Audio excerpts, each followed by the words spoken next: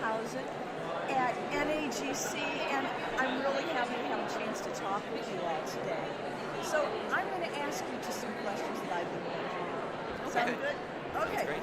So you both have been in our field for quite some time and have seen a lot of things go on, as well as being students of gifted education. Okay? So what do you see as the three greatest contributions to our field? Wow, you just are Right out of the gate. throwing us right in there. So, did you want to start? I was going to say, I could start. I think one of the great contributions to our field was the work of Joe Renzulli and the school-wide enrichment model, and that transition from thinking about developing talent as you have a high IQ, therefore you get your talent developed, to let's see what potential is out there and develop talent in a broader range of students. So that's one.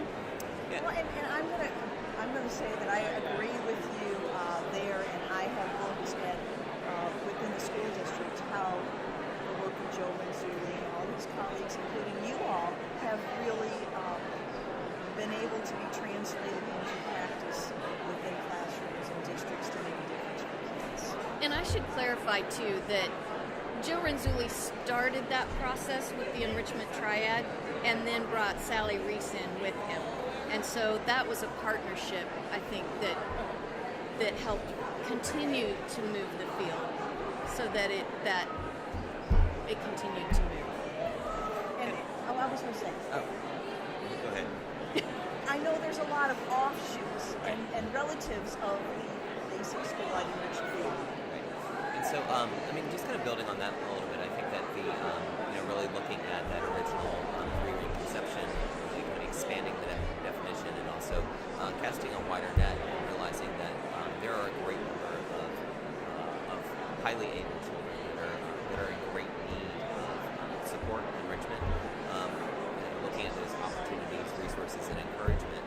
I think, to kind of go back to your question and looking at other great moments in the history of gifted ed, I always kind of go back to the launch of Sputnik, and looking at that as that pivotal moment. And I think that within our current generation, that we're really waiting for that Sputnik moment to happen. As I look at things like ESSA, I feel like that we've opened a brand new window for gifted education, and I'm hoping for a new golden age of gifted to happen within this next 10 to 20 years. So the mission continues. Yes.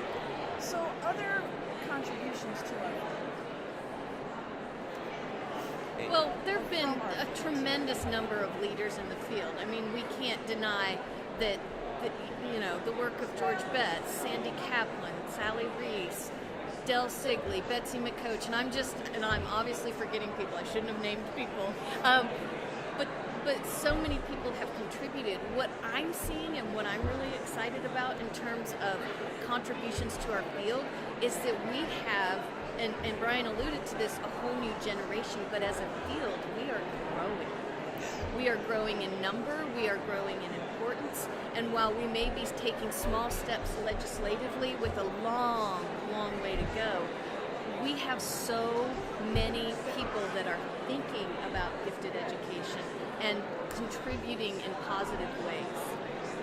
I love it, and I see general education teachers stealing those gifted strategies, and the way I approach it is go. Yeah. Whatever's Yes. good for kids, Yes. take it. Yeah, and I think that idea is one that I typically attribute to James Gallagher, and that idea that you refer to gifted education as being the petri dish of what happens within the regular classroom. That in gifted ed, historically, we've been sort of that laboratory and really trying new things out.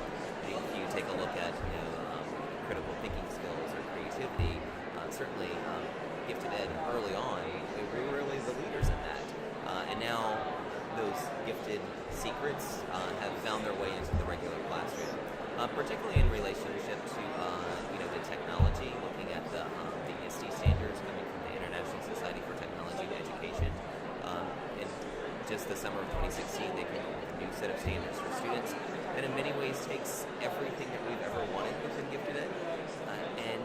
pushes it even further than we have been able to do as a field. So I think that gifted ed needs to be working in partnership with the instructional technology coordinators within schools and within districts, because we don't need to exist within silos anymore.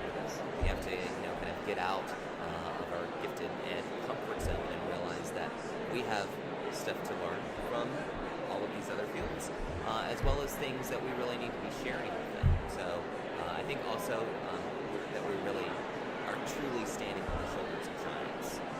As I look at this new generation of researchers, scholars, teachers that are coming forth, then Angela and I wouldn't be here if it had not been for all of the great leaders that have come forward. It's just such a tremendous honor, and I think part of our responsibility to take their work into the next generation. One of the things that I do see about our field is that everybody is so willing to share. We don't keep the secrets of our work. We have real conversations between practitioners and researchers. I think teachers are not afraid to approach the leaders in the field who they see as being able to share and help them forward. And I think that's really one of the great things about coming to a place like NAGC is that you get to see all of the big names within the field.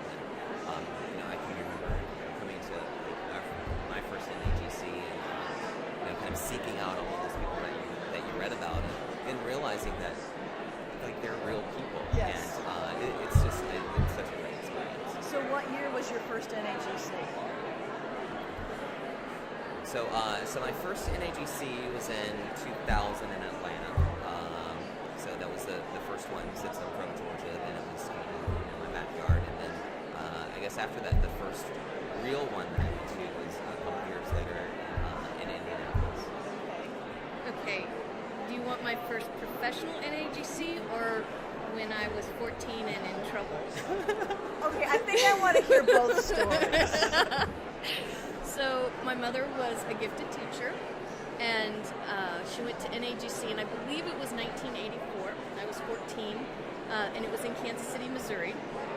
And I was grounded, and we had a day off of school, a snow day, I believe, and I had to go to NAGC with her because, yeah. You were under her thumb that day. Yeah, okay. So tell us a little bit about your first NAGC as a professional. Yes.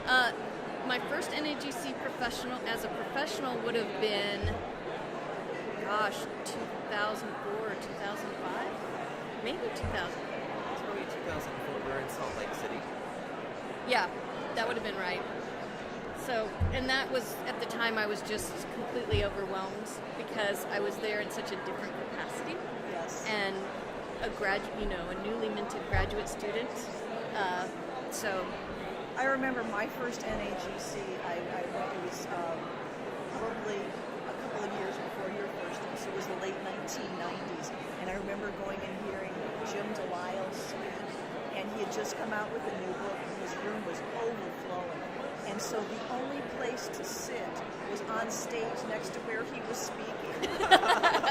I was in awe of him, but totally mortified to be sitting up on stage where here I am just a little teacher.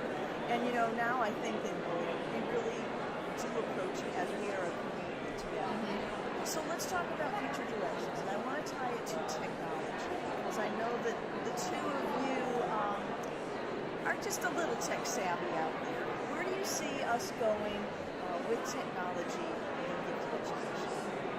Oh, in gifted education. Or because that would be good for gifted kids. I think simulations would be amazing for gifted kids, because I think that too often we want gifted kids to develop their cognitive abilities, and that ends up being language arts, math, science. But there's a whole technical world out there that simulations would allow them to be, engineers on Mars. Right? Sorry. I was still infatuated with the idea of space travel, but there is a way in which technical skills are going to have to align with that intellectual capacity. And so for me, I would like to see the use of more 3D simulation kind of teaching opportunities so that we're taking what they're learning in the classroom and giving them real, tangible, visual examples of how they might apply what they're learning.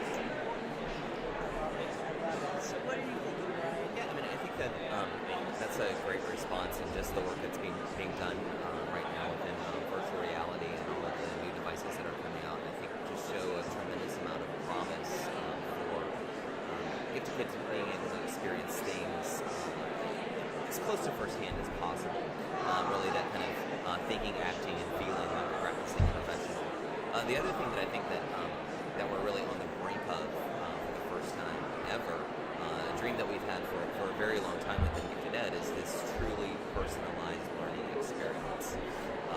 Really finding out what kids are interested in, connecting them with those resources, and so that it becomes a very individualized experience for them.